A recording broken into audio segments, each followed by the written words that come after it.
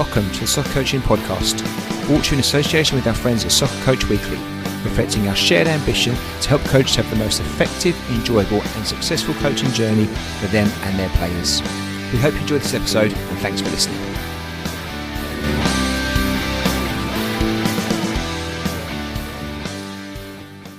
Ali, welcome to Soccer Coaching Podcast. How are you?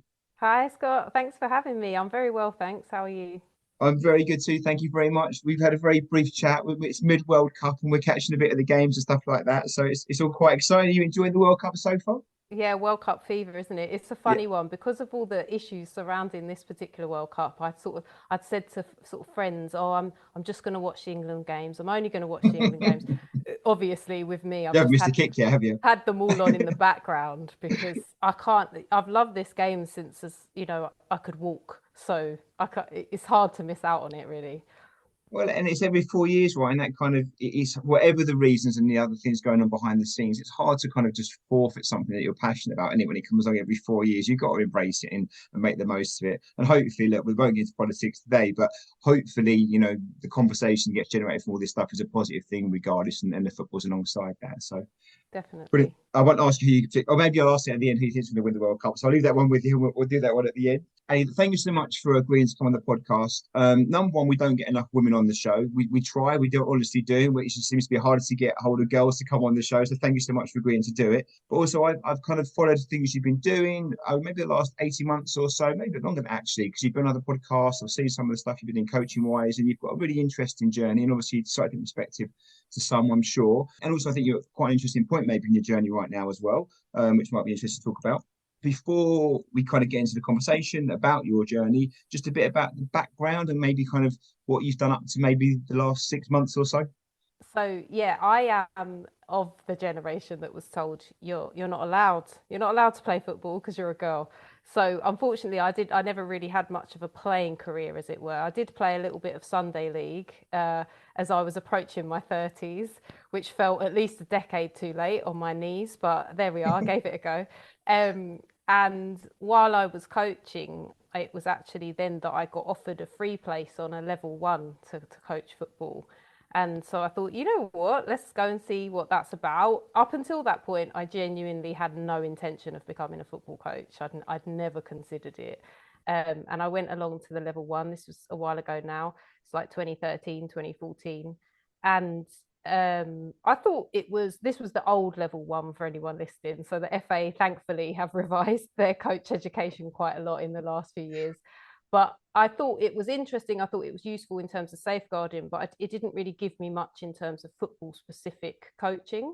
So straight away, I wanted to do the level 2 because I am a bit of a geek and I love learning, which I think is a really important part of being a coach. Maybe we'll come on to that a bit later. And so I did the level 2 pretty much immediately. And as part of that, I actually needed to be coaching. So that's when the actual journey began. That was around 2014. And that was, classic 1 hour a week after school club in a playground, completely unpaid, complete volunteer role. And then it kind of just went on a bit of a mad skyrocket journey from that, to be honest. I since then I've coached in academy environments, including Millwall, Tottenham and Chelsea. I've coached abroad at a summer camp in Spain. I've coached in community clubs such as South London Laces and Gold Diggers. And then I've done a bit of work for Tottenham Hotspur Foundation. And I would absolutely encourage any coach to coach for a foundation at some point, because it just gives you access to so many different experiences. I coached out in the community and I coached everyone from 6-year-old girls who'd never kicked a football before, all the way through to 66-year-old women who were playing walking football, and pretty much everything in between. And it's such a brilliant challenge as a coach because you've just got to adapt and adjust all the time, depending on who you're coaching and what you're trying to, they want to get out of it. So that's a bit of I never know how to answer that question quickly because it's been nearly 9 years. So there's a lot to cover. You summarised it in 2 minutes. That was perfect. Thanks, Ali. I think the bit about the foundation is so true. I think people think you cut your teeth, or you learn you've got to be your sharpest point if you're kind of at the elite end of the spectrum of the coaching thing. I think that's wrong. I think if you're coaching in foundation football somewhere where you've got to literally just adapt your session every time you do a session, that's really hard work, isn't it? 100%. Like, it's a different challenge in academies, but they're all there. They're all at the top of their game. They're all willing participants. They want to Yeah, be there. They want to be the best. When you coach out in communities, you could have anyone turn up, yeah, So yeah, exactly. definitely. And if you don't mind me asking, then this wasn't a full-time role for you. Like you said, you were volunteering and stuff. So were you working alongside at the time of the full-time job? And if so, kind of what field was your main work in? Yeah, so between 2014 and 2019, I was working full time, 5 days a week in the civil service. So I did that full time alongside all those coaching roles that I did within that period. And then in 2019, I actually went part time because I was like, this is exhausting. So and I was in a fortunate position where I was able financially to go part time. And still have, enough money to live off. That's not true for everyone. So yeah, I went part time in 2019, and it just allowed me a bit more energy to kind of give to my passion, which is football. And yeah, so I coached a bit more after that point because, like I said, I had a bit more time to explore other opportunities. The reason I ask the question is because sometimes there's a correlation between the work you do outside of the coaching role and the coaching role itself. Now, obviously, in this case, it may or may not be the case. I won't ask anymore because it's not right to ask more around No, that. it's But fine, and I think I can touch on it. I think one of the because it's actually helped me both ways. There are transferable skills, and one of the it hasn't just it's not that my day job helps with my coaching. It's actually my coaching's probably helped me more with my day job in terms, and also my personal life in terms of listening skills. That is the biggest thing that coaching has given me, the ability to actively listen, not just wait for the noise to stop and so it's my turn to speak, but actually read and understand what another person is trying to communicate to you.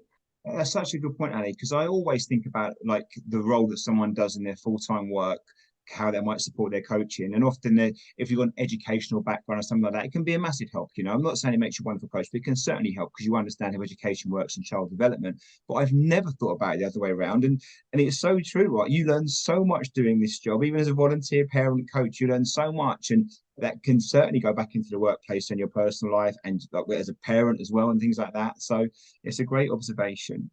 How would you describe your kind of coaching philosophy?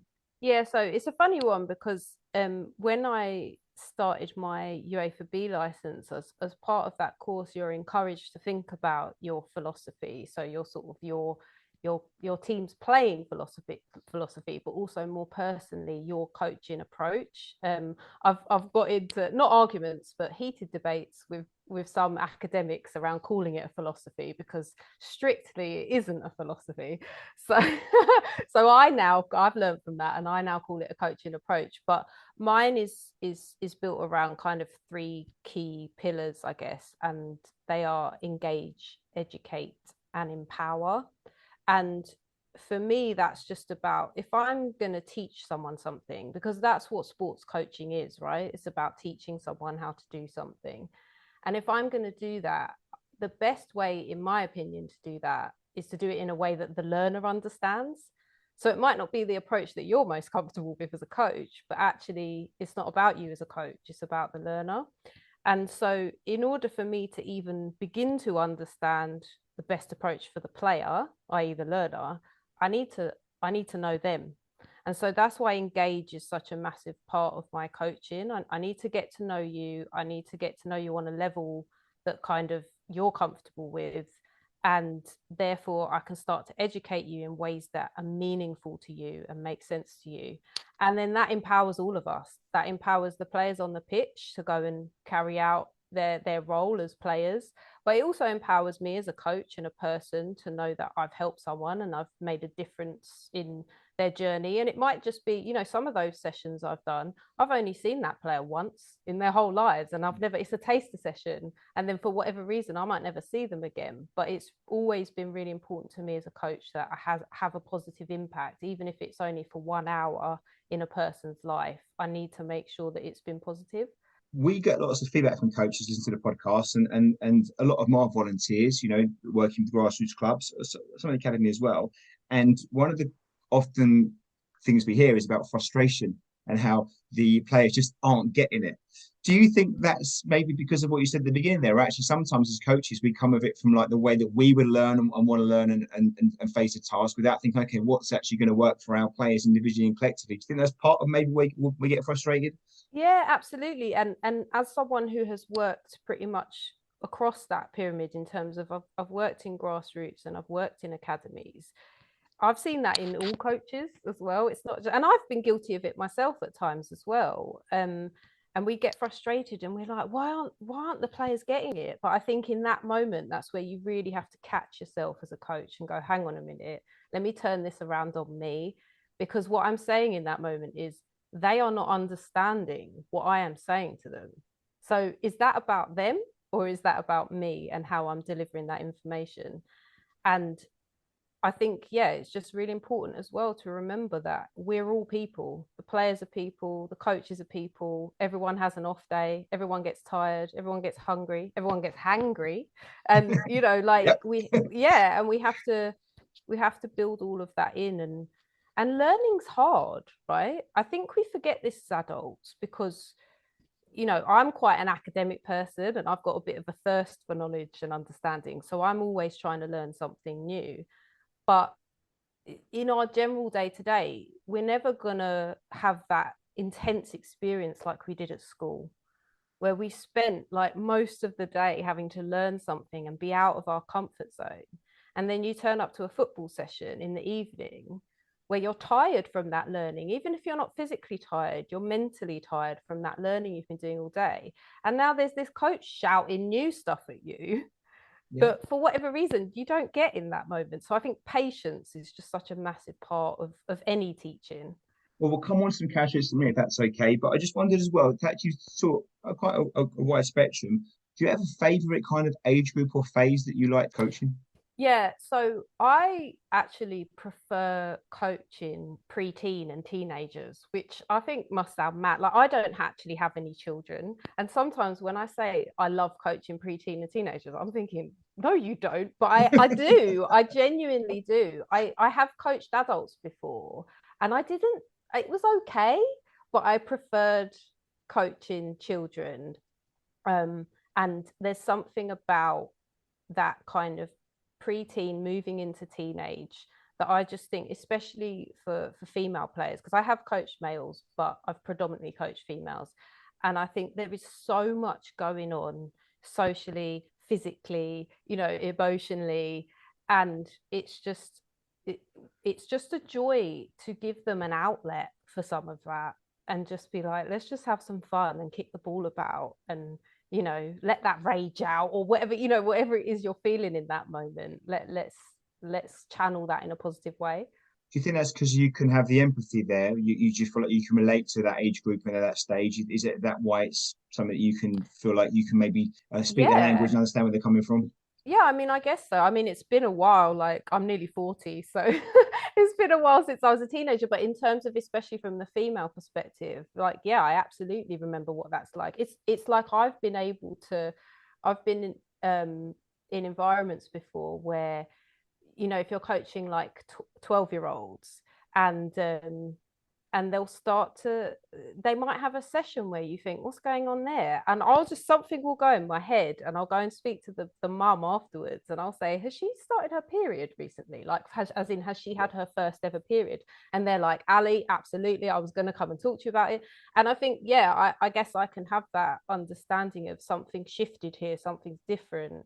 So I think Annie as well, and I haven't seen you coach, and I don't know for sure, but I always think when I see a particular coach work well with a particular age group, they don't always know it themselves, but I think the reason it works is often the players respond best to that coach, So, like, whether or not it's something that you've deliberately looked to suit out that age group, but maybe they've sought you out in some ways because actually, you know what, they just relate to you and they get you and they know you get them. And I think when you get that connection with a particular age group, then that obviously the coaching is going to be easier, right? Because you're on, you've got something already in the first place. So maybe this is something that comes from the players the other way around, where they know they can. I'm not going to say trust, maybe it's a bit of a heavy word, but actually know that you get them, which is important. Yeah, absolutely. And I think psychological safety, we talk a lot about safeguarding in football, and a lot of the time we mean physical safety, but psychological safety for any age group at any level. Like Gareth Southgate will have done a lot of work with the current England team around psychological safety. It's so key to building like that winning formula. And I think, yeah, maybe you're right. Maybe those girls at that kind of age range have sensed something in me where actually this woman provides us with a safe space, and they feed off that. Sure, I'm sure that'd be the case, which makes it more fun for you, right, as the coach as well. Well, you've touched on this already a little bit, but I just wondered from your perspective of things, and obviously you've seen lots of coaches mentoring and just being out on the circuit and like, different environments. What would you say are some of like the essential characteristics for effective coaching? If it's okay, I'd like to say broadly, and then if you think there are some that are more specific to maybe coaching girls, please highlight those as well. I'm not saying there is, maybe it's all encompassing for everything, but if there was, please highlight those. But some of the characters in the actually, if you've got those as a coach, you can then probably be doing all right. Yeah, I think for me, empathy is a massive one. Like I was saying before, we're all human beings, and just to understand that a player, whatever age group they are, whatever background they have, doesn't they're not a robot. They don't turn up to a session and go, okay, I'm going to play football now, and nothing in my life means anything. Like they come with the baggage of that day or that week or that lifetime, and they bring it with them. And I think having an ability to just kind of check yourself and be like, hang on, is there more than meets the eye with this moment in this player? So empathy is a massive one for me. Like I said before as well, patience, because like I'm not gonna lie, I'm not this perfect coach, like far from it. I've had moments where I've absolutely just had to kind of almost turn around and just do some like counting and some breathing, because I'm like, what is happening here? That's Like, every session for me. yeah, like they are just, I've tried to explain this, I've used different ways, I've used the tactics board, I've got out the cones, I've done all of this, and I just like everyone has those moments. So patience is massive. But I think that's linked to empathy as well, because I think if you can help to see it from their point of view, it helps you be more patient. I think having a joy for it as well. I always say to people, you've got to love it or leave it alone, because if you are not, you bring that energy, and it's children in particular. So just to touch on your point around maybe specific qualities for certain age groups, children in particular will are very sensitive to energy like that, and they will feed off of the energy that you bring to a session. So if you turn up and you're in a bad mood, that's not you're not providing psychological safety to those players, and they're going to feed off that, and they're going to be scared to make mistakes. And it doesn't matter what your fancy values are on your CV or up in the wall in the changing room, if you're not actually living those out and you're just shouting at them and you're in a bad mood and you're taking it out on them, they're going to respond negatively to that. So I think that links into that sort of like leading by example. Demonstrate the behaviors that you want your players to have. But yeah, I mean, we could talk all day about that one, right? Because there's so many different qualities and attributes. You're right, but I think when you get those universal ones like empathy, patience, I mean, really, with your coaching under sixes or 60-year-olds, professionals, it doesn't make any difference. Those are kind of key fundamentals, aren't they, to kind of being effective. If you don't have those, it's not going to be fun for you as the coach, let alone the players, right? Because you're just going Right. to find you're running into walls all the time. Yeah, exactly. And I think that's where that kind of joy comes into it. You've really got to have a passion for it, because it Yeah. is demanding as well. And I think just to be real, it is very rewarding, but it is a very demanding profession as well, and it takes its toll. It's long hours, because it's not just the coaching, it's all the planning and the the traveling to and from, and the weather in this country during the football season is awful. Like all of that, does take its toll over time. So you really have got to love it. What does an Ali coaching session look like? If we were to come and observe a session and watch you or be one of your players in your session, what would we experience?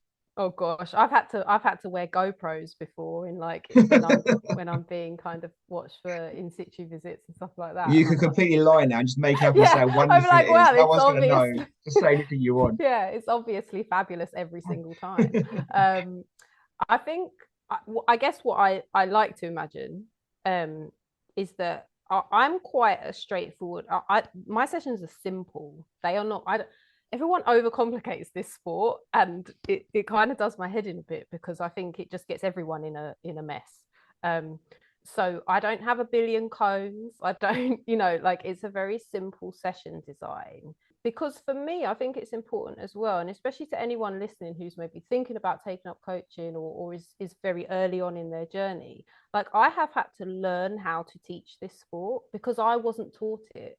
Remember, I was told, no, you're not allowed to play this. So I wasn't coached until I was about 30 years old. Now, I've had to, over the past, not nearly 9 years, I've had to learn how to teach this sport. But in order to know how to teach it, I've had to kind of learn it in a deeper way myself because I was never coached it. So in some respects, I guess it's selfish the way I make my sessions simple because it's for me as well. Because I'm like, right, if I need to hit these 3 key technical points, if this session design is complicated, that's not going to help me either. But I genuinely think it doesn't help the players to overcomplicate it. So yeah, it's simple. It's fun because it's got to be fun, and you'll see that it was very famous during that 2018 World Cup with the England squad where they were, they had the inflatables in the pool and they had the rubber chicken that they were throwing around out on the pitch, and that's so important. That's such a key element to any age group, any level a bit of ability, because if it's not fun, why would you come back? Like I wouldn't come back if it wasn't fun. So again, bring that fun. And for me, I guess the last one as well is around linked to it being fun is to make it competitive. And competition's an interesting one, especially in women and girls football, because there's a bit of a myth, especially in recreational kind of community grassroots football, not so much in academies because obviously they're absolute ballers. They're in academies, like it's instantly competitive. They're playing for their place in that academy every season. But particularly in grassroots, there's a bit of a myth sometimes that women's football and girls football is just really nice. And it just has to be really, nice. And everyone's saying sorry to each other. And no, that is a myth. And I'll tell everyone that right now. Women and girls like to get stuck in. They love a sliding tackle. They love a 50-50. They want to win. They're there to win. And it's important to provide that element of competition as well, because actually I think it's disrespectful not to. But also it's because that's where you get those outcomes, right? Because it's funny, because when I played Sunday League, my favoured position was number 10. I wanted the ball into my feet, and then I would either I would pass or I would shoot. But I didn't want to run. I mean, in fairness to myself, I was like 30 and I was playing against 18-year-olds. I just want to say. Playing to your strengths. But it was also because in hockey, I played centre mid. But in football, I like to shoot. So that's why I just wanted to move up the pitch a bit more.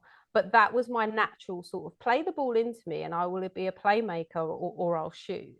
But my player coach was a number 10. So I ended up out on the left wing. And I was just like, oh gosh, like, I've got to do all this running. And what I realized, probably too late for that particular career, but what I realized was that I wasn't slow. I just needed to have a reason to get there. And if you motivated me in the right way, do you know what I mean? If you made it fun and you made it competitive, I was quick. But yeah, so that always speaks to me as well, like make it competitive. I think it's funny about the girls, and I coached under 16s for a little while, girls. And the difference I noticed between the boys and the girls at a similar age was the fact that the competition, no difference, 100%. The desire to win, no difference. The quality in play, no difference. Fantastic.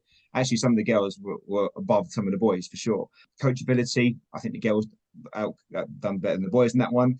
But it was getting to stay on the ball. It was getting to stay on the ball and not overpass, and actually sometimes be a bit greedy. The boys, it was like it was almost the other way around. You have to encourage them to pass a little bit, but for the girls, it Yeah. was really hard to get them to stay on the ball. And I wonder if part of that was the fact that maybe some of them come into a bit later on. So under 16s might have only started, under 14s. They didn't have that they didn't all have that foundation where they'd been like stay on the ball because, maybe 10, 15 years ago, it wasn't as common anyway to do that kind of stuff. So was I the group I had, was that unique, or was that part of the deal? And this is going back a couple of years now, under 16, so they'd be under 19s now. Yeah, no, I think I've definitely seen that myself as well. I've also seen I think some of that is around confidence as Yeah, well, and also just like it's okay to be selfish sometimes. Um, but I think that's to do with the way we're socialized, and that sort of sexism that starts really early on, as like, you're going to be nice and polite because you're female, and you're going to be boisterous and get stuck in because you're male. That is changing, thankfully, but I still think, we see that quite a lot, and so I think it is linked to that sort of just allowing themselves that moment to express their ability and not feel like they have to apologize for it, or that means they're a show off, or that kind of stuff. So I've definitely seen that from girls. The other thing I've seen as well is almost them kind of wanting to make it a bit perfect, and wanting to play into feet all the time, and it's like, no, just drop it in the gap. Like, you don't it doesn't always have to be this perfect pass, cross goal. But I think that is also linked to, in my experience, and again, this is changing a lot, and it's great that there's now more accessibility to football on TV. But I think a lot of girls that I've coached across the age groups don't watch football. They don't really engage with it as a product. They play, and I'm talking about, I've coached some of the best under 12s in the country, and they love it and they're brilliant at it, but they don't play FIFA. They don't watch it on the TV. They don't go down to the park and watch it. They don't really go to stadiums and watch it. And again, like I said, that is massively changing, and I think it's brilliant. We saw the women's Euros this summer, and the impact that that's had on the sport as a product, as a commodity. And so there's more accessibility of it now. But I grew up watching men's football. So what I did know about the sport is because of men's football. And it's a funny one because people often assume that I'm this like fountain of knowledge on women's football. And like, this is a bit of a reveal on your podcast, but I'm really not. And I've never pretended to be either. I think everyone just kind of made the assumption. yeah. But I know, I know the names of the male players, and I know those teams because those are the teams I grew up watching, and that's the football I grew up watching. I'm a champion of women's football. I watch women's football as well, but I'm not the expert on it because that I haven't had access to it. It's only very recently that we've been given access to it. Growing up when you did, and it wasn't as common for girls to be involved, or it was certainly women's, but wasn't on TV, was it? You'd only been exposed to the men's game, wouldn't you? So it's not surprising that's going to be kind of your point of reference back then. You made a point about not being coached at a younger age, and I wonder if that's, or on reflection now, do you think that's a benefit in some ways? Because a lot of coaches I know, and they're good people and they mean well, but they'll coach how they were coached, or they do the complete opposite how they're coached, but in their experience. But actually, maybe having a blank canvas and being the kind of coach you want to be starting now with, kind of, and learning yourself, maybe that's a good thing. Yeah, I've never thought of that before, but I think you've probably unearthed something there, because I think it meant that I had to find my own way with it because I wasn't basing it on anything. I Yeah, was just like, oh, okay, what would make me feel comfortable? How would I want to learn this?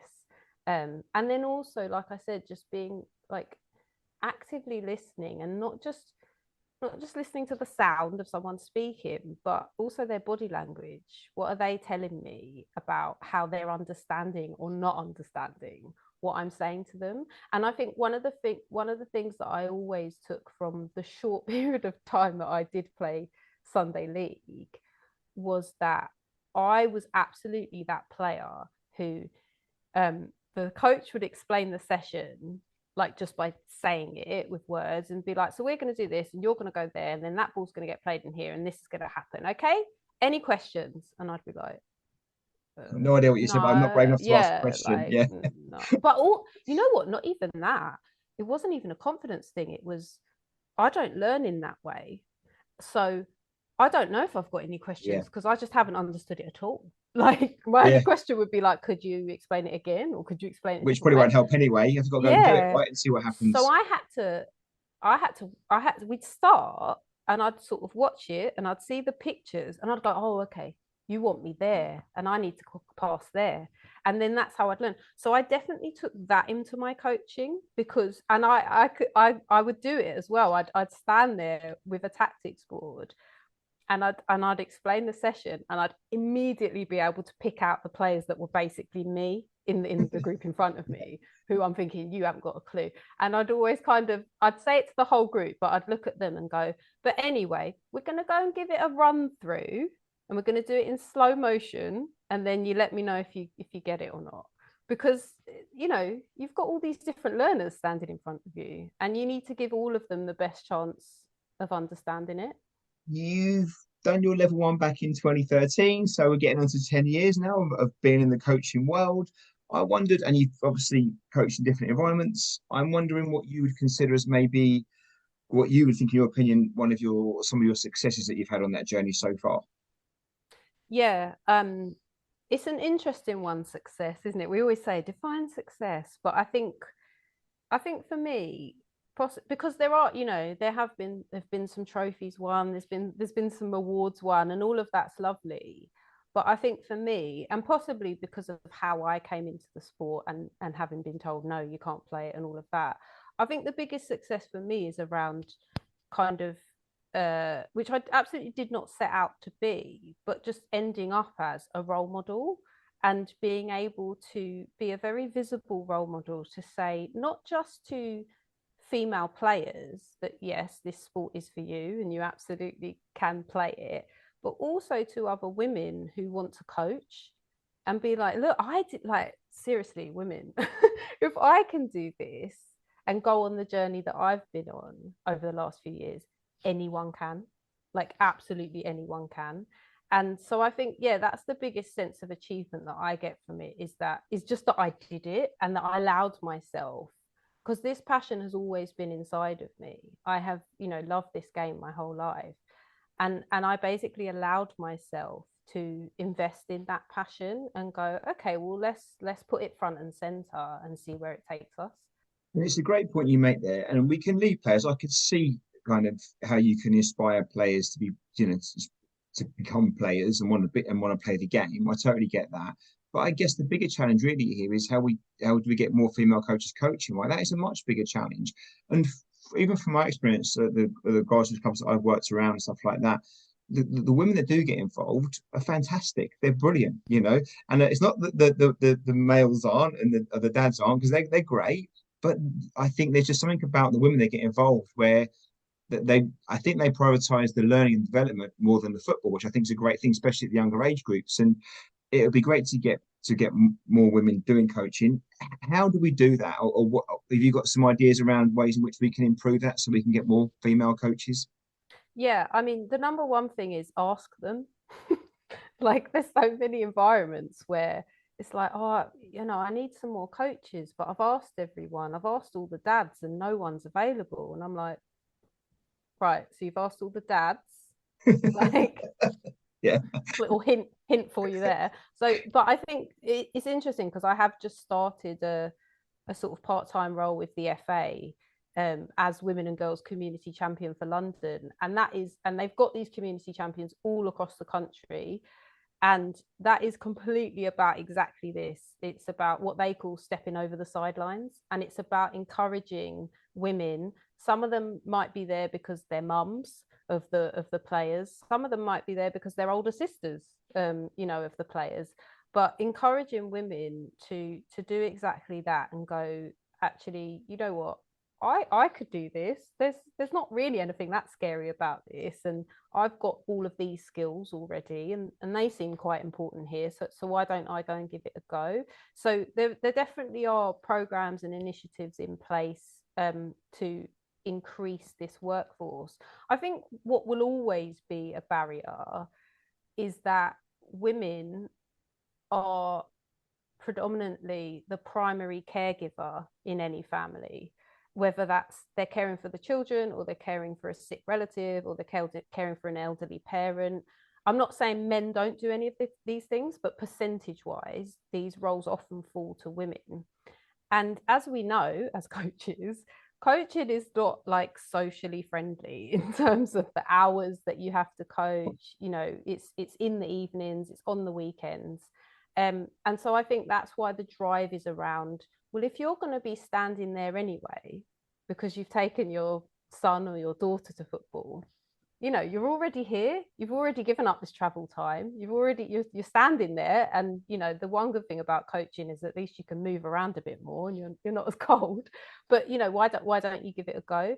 But yeah, I think those are the sort of maybe some of the like logistical barriers to it.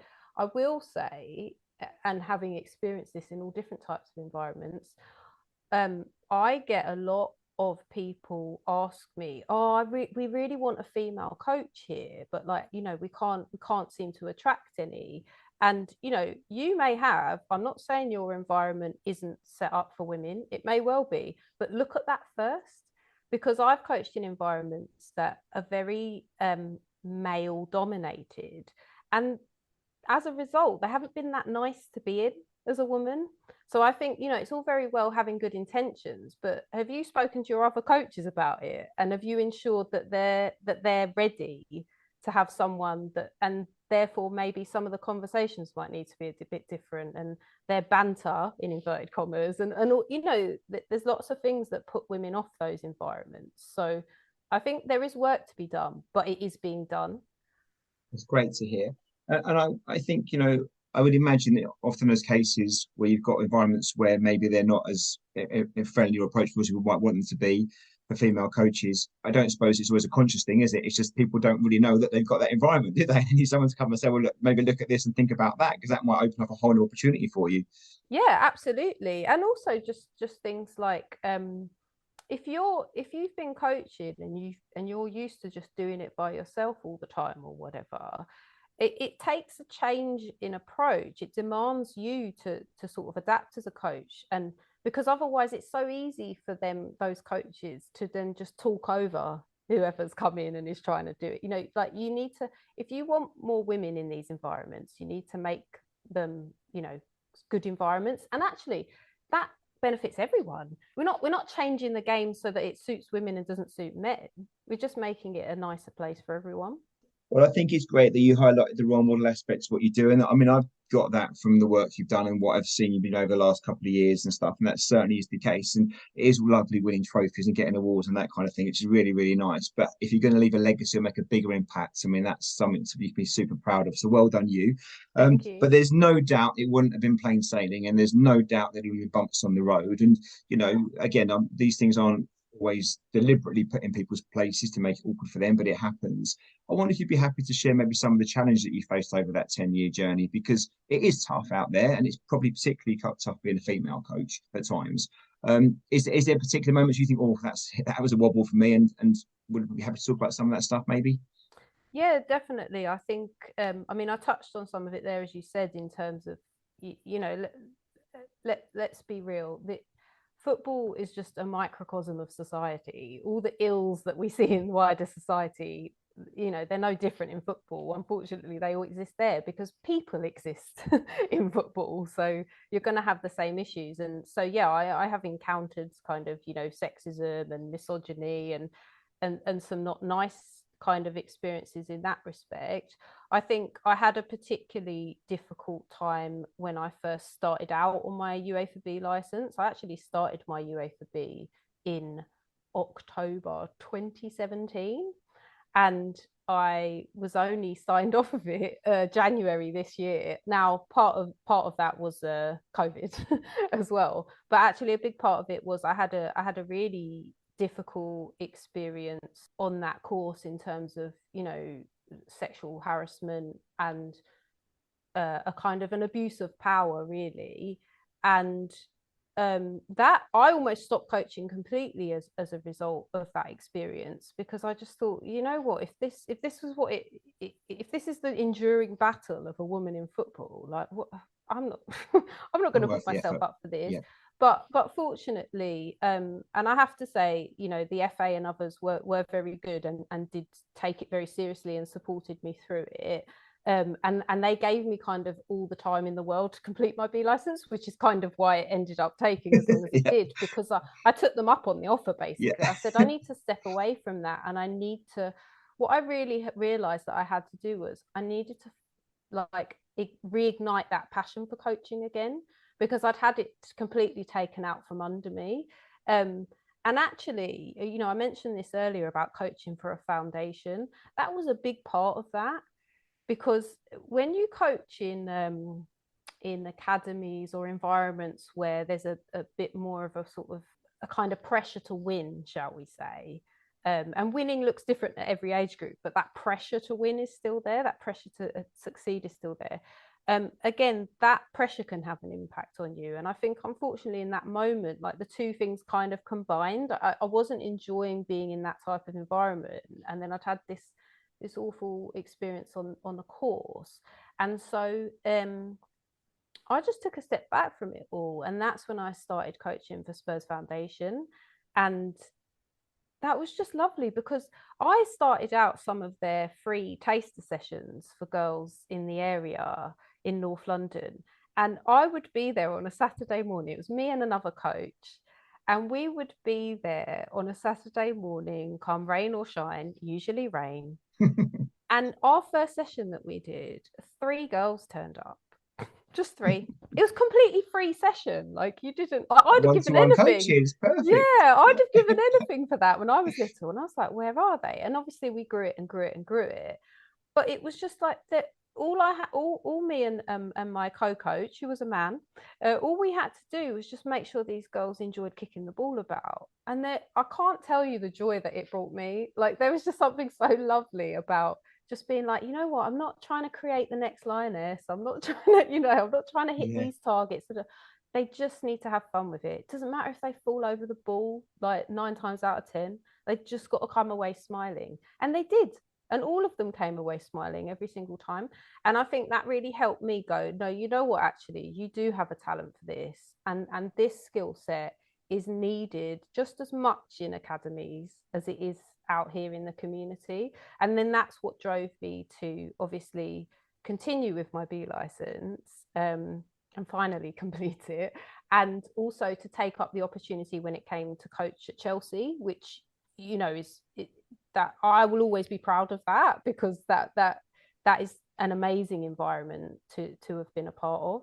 Well done for completing the B license. It doesn't matter how long it takes as you get, that's the important thing. And everyone's journey's a bit different, aren't they? Right. And, and those challenges, I guess, it's the old adage, what doesn't kill you makes you stronger, right? And I imagine going through that process is good for you in some ways, but also I imagine good for the sport, because I'm sure your experience and the fact that you were supported in that process will hopefully make it easier for others that might, not easier, but get a more pleasant journey if they go down something similar, right? It won't be the same for everybody. Yeah, absolutely. And I think, linked to what I was saying before in terms of trying to inspire and empower other women to take up this role, it, like, I will keep banging the drum on that as well, to ensure that those processes and those courses are safe and friendly, like sort of female friendly. And that Yeah. shouldn't, and I'm very passionate about this as well, that shouldn't have to mean that they are female only courses.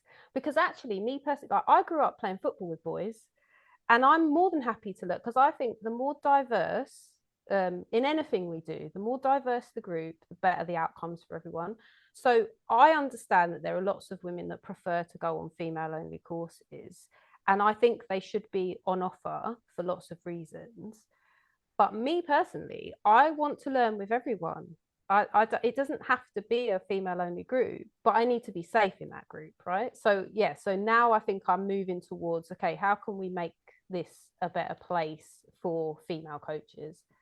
It would be such a shame if it was compulsory to be segregated, because there's so much learning across there. You get so much benefits by having a whole different mix of people out on these courses and sharing their ideas and thoughts. So yeah, well, we'll come on to the role that you're doing in a minute, if that's okay. But another thing that I think resonates when I've heard you speak, and even on the podcast today, is isn't just about coaching the player, but also coaching the person. How important is it to you when you're coaching or supporting the players that you've got, that you look at that life skill stuff as well, and not just becoming the next lioness or the next professional football player? Yeah, definitely. I think because, if we think as well, percentage wise, this is often talked about in the male game, but it's true in the female game as well. Like the actual chances of you even just remaining injury free, like let's just start there. Like that's hard in itself. But the chances of you actually making it all the way to elite, professional sports person are so slim. Like, proper first team WSL players, they are slim chances.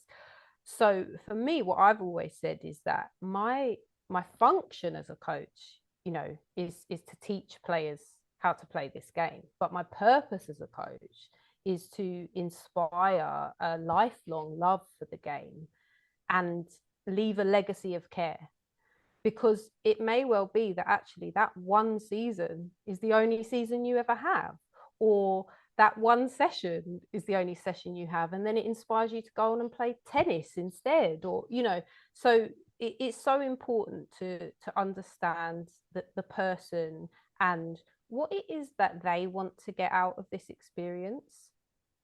Because also I even at the very elite level, I've coached players who could play for their country in years to come. They are good enough, but they want to be a doctor.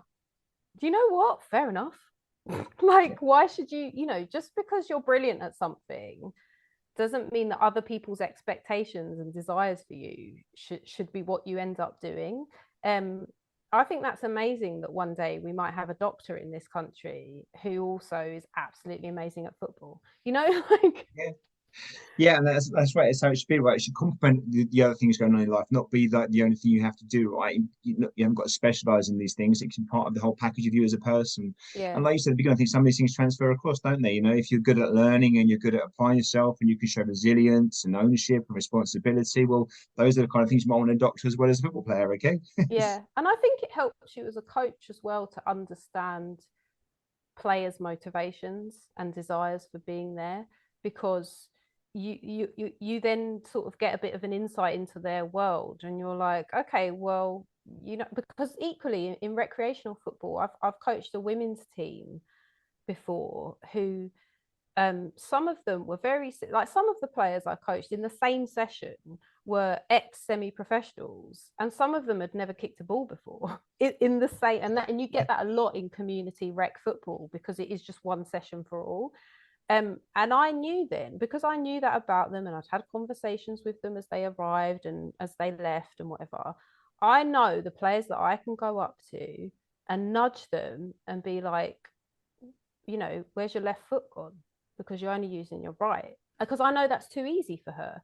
But Yeah. equally, I know the players that I can go up to or just very publicly praise and clap and applaud when they've done anything with the ball because Yeah. they've never done it before. Yeah. Brilliant. Well, look, we always get asked on the podcast to encourage guests to share some of their maybe their coaching, it's not actually secrets, but certainly some of their sessions or their favorite games or things to play. If I said to you now, right, you got to go and do an under 14s girls session tonight, last minute you got 15, 20 girls turning up. Don't care what you teach them, doesn't matter what the topic is, you can pick it. What would be some of your kind of go-to maybe practices or games that you would do, or how would you approach that and to try and make it work? And anything you can give us as a little tip would be brilliant. Yeah. Well, I mean, I'm a planner for sure. So you'd And hate that, wouldn't again, you, straight away? yeah, and again, that's linked to my journey of learning how to coach this game. I actually had an interview a little while ago where I didn't know what I was going to have to put on until I got there, and then I had 15 minutes to plan it. and it said you're going to have between 5 and 7 players. I was like, what? And then I ended up with 7 players, but I had as many members of staff watching me as I had players to coach. And that was just, I mean, it was all right. I didn't get the job. The feedback was that actually my engagement with the players was brilliant, but it was the other things that maybe weren't so great. But I would hate I that, wasn't Ali. even, Honestly, I would but hate you that know too. what, Scott? I wasn't even upset by it because I was like, yeah, because Fair I'm a enough. planner. Yeah, So yeah, if you that's me. need someone that is going to be able to do all of that, I'm not the right candidate because Sure. that's not me. Yeah, that's a Um, good interview, right? For everyone's sake, it's a good yeah. interview. It's the right way of So going about it. let's play to our strengths. But what Well, I'll I, say what, I'll just give you 3 weeks to plan this session yeah, out yeah, now. yeah. You can call No, us but back in what 3 weeks. We'll add it onto the podcast. yeah, when I've got time. No, but what I love to coach in terms of at least topics, I'll get at least that far, is I actually love coaching transitions All right. because I love the energy, I love the pace of it. And also if you think about it, that's what football is. Like we talk about in possession, out of possession, and then transitions as though it's like as though they're all separate. And I'm like, well, the game's constantly in transition, pretty much. Especially And in the foundation phase, right? I mean, it's anything under 12s and below, it's just permanent transition, right? I yeah, mean, you may get a bit more fine-tuned, you get a bit older, but even then, it's so yeah. true. So whether it's transition to attack or transition to defend, like I just love coaching. And again, even with that, it's like even if you're coaching transition to attack, there will be moments when you then have to transition to defense. So I love coaching transitions. I'm not saying I find it amazingly easy, but I that kind of makes me think, oh yeah, like let's plan a good session for this. And then I think linked to what I was saying earlier, I just I try and make it fun, I try and make it competitive, but above all, I try and make it simple because otherwise you spend all night trying to explain the session and that's Yeah, not great for anyone, is it? 10-minute interventions and stuff, and yeah, it doesn't work, Um, does it? Okay, all right, we'll let you off that one. That was good. Well done on the spur of the moment. You got the job. Well done. pass that interview. Well, talking about jobs, then I don't know how happy you are to share. You've mentioned it, I think, already that you've recently started or are going to start a new role. Are you happy to talk a bit about that? Yeah, definitely. So I have across the summer really, I sort of made the decision for a number of different reasons to take a kind of step back from coaching. So it's probably for the best that I didn't get that job because that job was actually a coaching job. But yeah, to just take a step away from it and kind of take stock and have a bit of a breather and be like I've done a lot as we've discussed in those years. But also just try and assess where my skill set now is best suited. And I genuinely feel it is in developing others off the pitch. And in terms of specifically other coaches and female coaches because I do think, you know, the game is changing in that respect. And actually, lots of people and men are recognizing that there are lots of skills and qualities that women in particular can bring to this sport. And that the more diverse our workforce is, the better it is for everyone. And so, yeah, we literally had our induction last week at St George's Park. And so, yeah, I've just taken up one of the many, they have this role like across the country, but they call them community champions. And for me, it's specifically looking at the women and girls game and encouraging women in particular to step over the sidelines and become coaches themselves, or at least give it a go and see how they feel about it and where it might lead for them. So we've only just started. I haven't even managed to go out to any clubs yet. It is box fresh right now, Right. but I'm really excited about it because I do think that, you know, with my passion for the game and my experience of the sport as a woman and as a coach in lots of different environments, I think I can bring a lot to this role and help inspire, I guess, other women to kind of sort of pick. I feel like I'm handing the baton over basically. I'm going, okay, like I've run it for the last 9 years. Like Someone else's turn. Yeah. yeah, like give it a go. And I've had yeah, we've talked about some of the difficulties I've faced, but actually the rewards far outweigh those moments. And I know lots of really good men in the sport as well, because I don't want don't want any of your listeners listening to this thing, oh my gosh, this has just been like a men bashing episode. You know, I know some brilliant male allies in the game. And yeah, I just really want to encourage other women to just to give it a go. that's all I'm asking. I'm not, you don't have to sign up to anything. Just give it a go and see how you feel. And we be working with grassroots clubs, professional Yeah. academies. Yeah. And is it So across it's a the region, or grass. is it the whole country? I mean, Yeah. So my role, I'm because London's so big. There's actually two of us doing it in London, but our role is about going out to grassroots community type of providers, clubs to encourage essentially mums to step over the sideline, and but also to help those clubs with their environment as well. And like I was alluding to earlier, is your environment geared up? Is it ready to have a female coach or female coaches? Um, and so there are similar initiatives, obviously, that take place in elite football and things like that. But my role in particular is very much about grassroots. That they're called community champions because they're trying to get in amongst the communities to develop female coaching workforce. Ali, congratulations. You're going to be perfect for it. I know you are. I had the privilege of having a female coach support me when I had my under six to under nines group, and she was fantastic. She then went to take a women's team.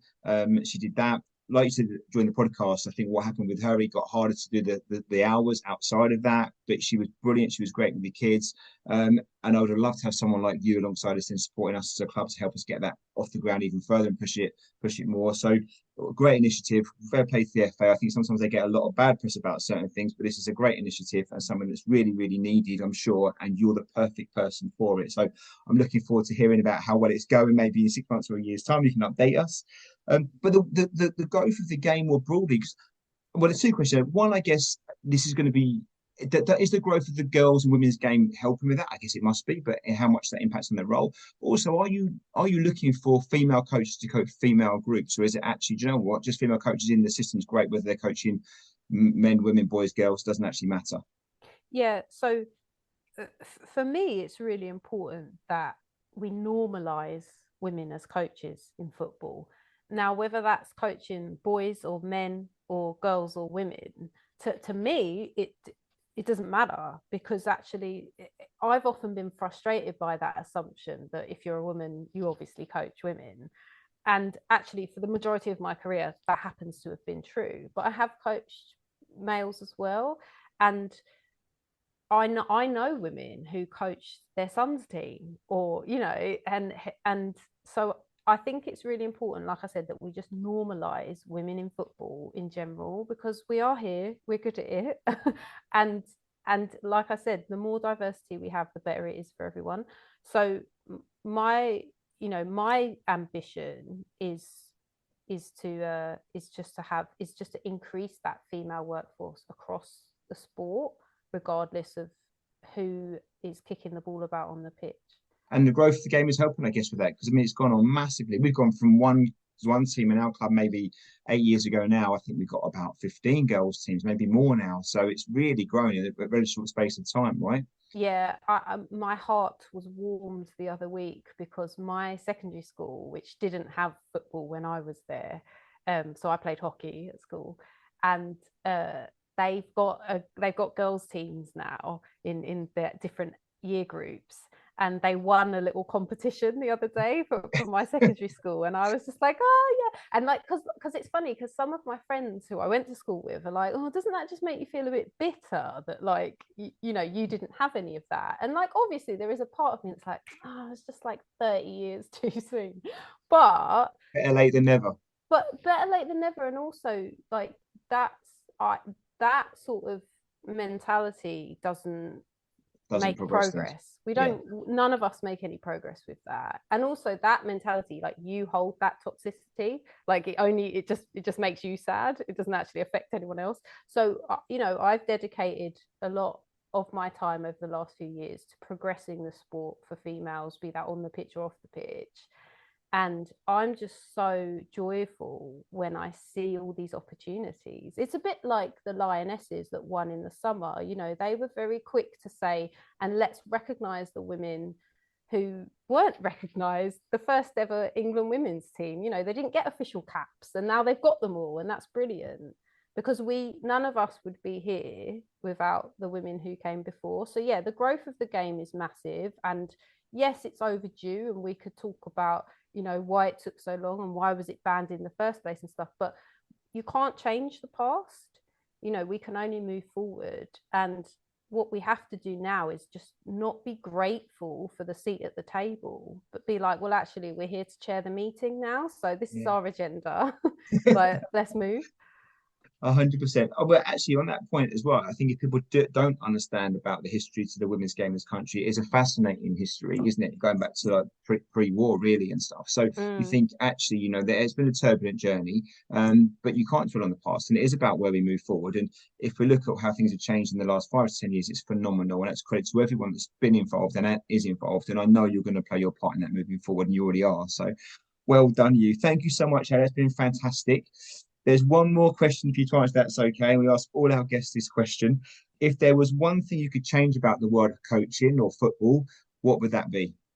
Oh, gosh, you know what? If I'm being brutally honest, it would be the pay or the pay structure.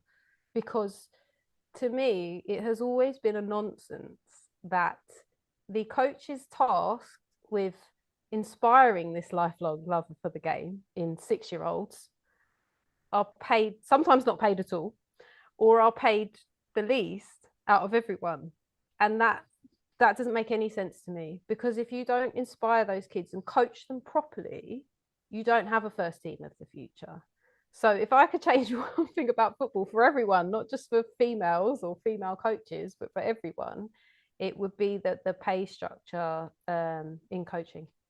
No, it's a good one. Look, and I think it's not about being greedy or wanting to become a millionaire for doing something you love doing as a hobby, but actually there's lots of great coaches that can't afford to be coaches, isn't there? And you invest a lot of time, effort in your learning. It's a craft, right? It's not the kind of thing you just read a book and go off and do, not if you're going to do it well. It's a skilled profession. You wouldn't like, have a doctor who just didn't really know what they were doing, but you, I'll just pay you loads of money. Like, but it is as skilled at under 6 as it is in the England men's team.